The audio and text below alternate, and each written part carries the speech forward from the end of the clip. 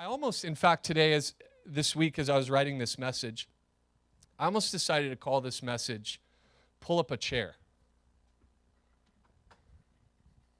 I'll tell you why. Because I think it's real easy to get this idea of God as though he's like this no-nonsense, we've got work to do God. Not empathetic.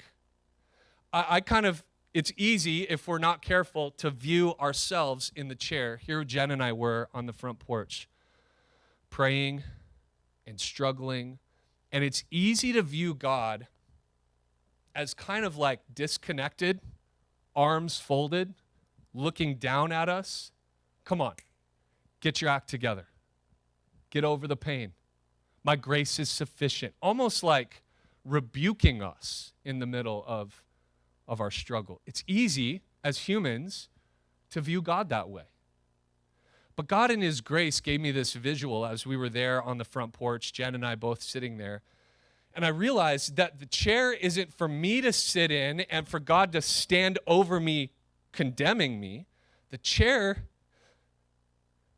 is for God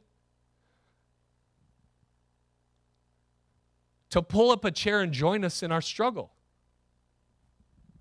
So here Jen and I are sitting and kind of struggling, and then God just pulled up a chair with us.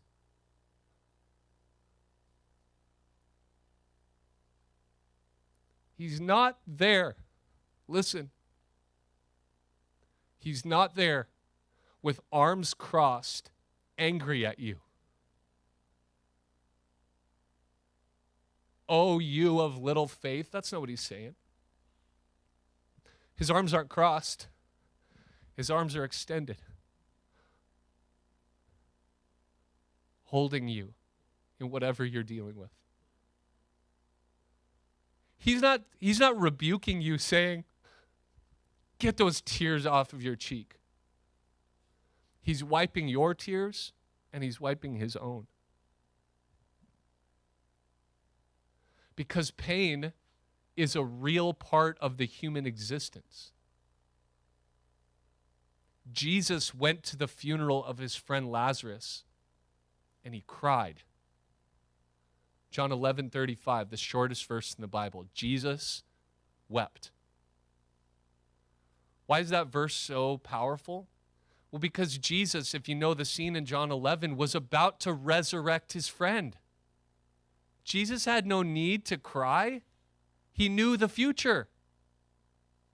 But can I tell you something that I love so much about our God?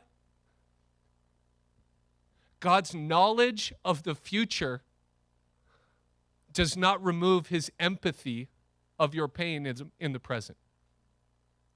So the same God who could show up to the funeral that he knew he was going to change everything and resurrect the guy, he could also be in the moment crying with his friends. This is the God that we serve.